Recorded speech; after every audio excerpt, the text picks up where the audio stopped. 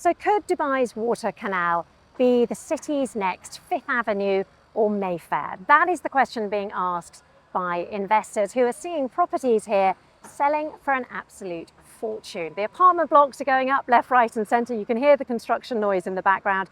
And they're going to be several signature projects, including Dubai's and the world's thinnest skyscraper. Deciding where the city's hotspots are going to be can be very, very risky, but if you get it right, the returns can be absolutely staggering. So how do you decide where to put your money? Well, to that end, I'm joined by Kamil Magomedov, who is a real estate broker for Provident Estate. Kamil, thank you so much for joining me here on the bridge over the canal. It's lovely to have you with us, and I'm really interested to know where you think the hotspots in the city will be. I always say to investors, because majority of clients working with me, they want to make profits. So they are investing in real estate, they're not buying homes. And these two processes are different. So if you want to invest in real estate and want to make money, you are hunting and using the same frame, you are hunting some parameters that are common for all three areas. Scarcity, strong anchor that creates demand in the area. Anchor is kind of thing that attracts a lot of people, more people than actually the area can accommodate. And then it's going for the right projects in the most valuable strips of land in these key areas. So what do those three key areas have that makes them stand out? What are these key attributes you speak of? Well, let's start with limitations. For example, in Expo City, if you look at exhibition center, it's a very limited radius of properties that you can buy in walking distance from entrance to exhibition center. And exhibition center in numbers means 2.5 million visitors in 26 for 300 events, meaning 10,000 people per day for 300 days in a row that need accommodation. That breaks down to 5,000 units at least if you pack two of them into each unit. That's the demand side. And on supply side, you will have only 740 units in 26. And in total, by 2030, you will have less than 2,000 units in total. So that scarcity and proper disbalance for investor creates urgency, creates higher returns both in rents and in capital appreciation. Same applies for Dubai's coastline.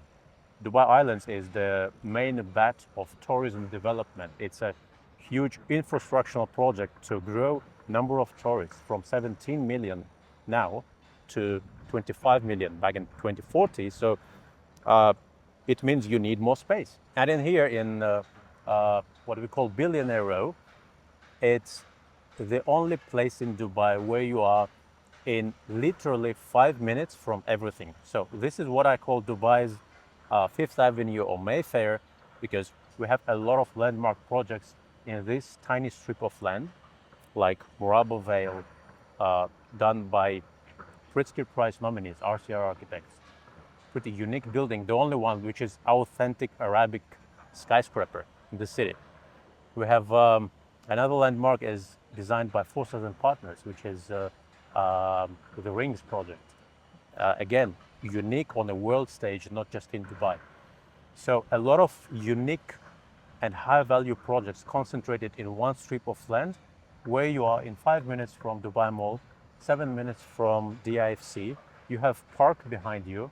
You have schools on the other side, not one, but 4 very good schools. So literally, it's the most convenient strip of land for high net worth individuals in Dubai. I'm really interested at the differences as well between the three areas you mentioned. I go up to Dubai Islands all the time because I go and walk the dog there. It doesn't feel like a luxury beach yet. I mean, maybe it will, whereas obviously this area is exceptionally luxe. Can you find value whatever market you're in? These are different ticket games. Yeah. So if you want to buy something that is demanded by 3 to 5 million people per year, which is a beachside vacation, if you bet on that target audience and you want to profit from their demand, then you are going for properties with the beach access. Here, it's a completely different game. If you want to pass something valuable to your kids, what can hold value in 20 years from now in a city that is expanding faster than any other city in the world, right? When something is expanding, it means something will be more valuable, but something will lose value, obviously, right? Because the quality improves, the more interesting projects are coming to the market, so something will be losing value in the market, obviously. So how not to make a mistake and not find yourself buying for your kids something that will have no value after 15 years, right? So this is the strip where you do that moves. And purchasing power of your dollar today will have the same value after 15 years because you can't repeat this location. Who are your buyers? What are their profiles? And are they buying many properties or just one? Majority, I would say, all of my clients are investors. They want to make money on real estate. And I'm really bad at selling homes because, this sizes, layouts, look how beautiful. It's not my language, Numbers, returns, etc. That's what I've been doing for 15 years before coming to real estate in Dubai.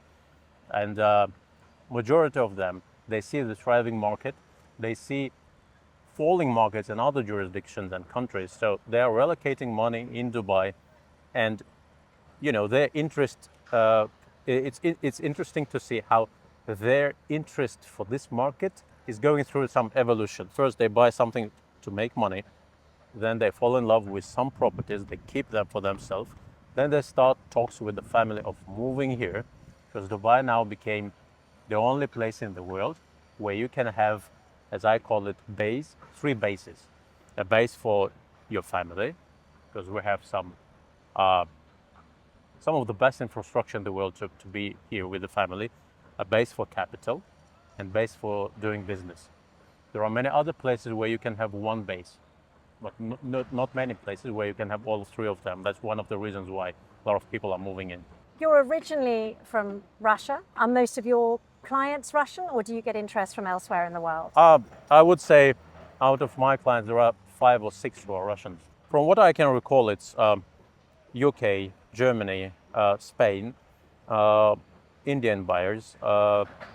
There were a couple of buyers from China, but you can't really tell that these clients are coming from, let's say, UK, because they are originally, for example, Arabs who lived before in Singapore. For the last 10 years, they've been living in London. And now, when legislation is not welcoming at all, they are moving to their next stop. You can't, if you are doing some business today, you can't really call one place your home. So a truly international client base. Have you seen enthusiasm grow over the years? What's your forecast for 2026? Well, the unique situation for Dubai is that we've never seen in other cities constant growth for 5 years in a row. It makes us think it's going to, it makes us think it's a bubble, it's got to burst. Everyone's like, Exactly. there are cycles, it's got Yeah. to come back around. What people don't understand is there are no cycles in the market. In a definition, we can't yet call it cycle, because the product, if the city is a product, it's not ready yet. In a place like London, the 1 or 2% fluctuations in prices can be called cycles, or 5% fluctuations, because it's a steady market for the last 500 years.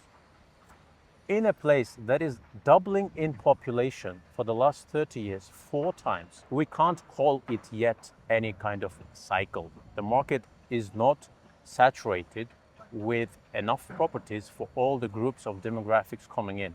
And if the inflow is growing faster than the plans were, because the population grew at around 6%, and we reached 4 million a year earlier than it was predicted, then how come that the properties that are handing over twice slower than was predicted by plans again?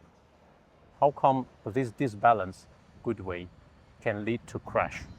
So there are no chances, and I call them the sect of witnesses of Dubai's crash, but these people are there predicting it since 2020. Let's see. Kamil, thank you very much indeed for your time. My pleasure. My pleasure. Thank you very much.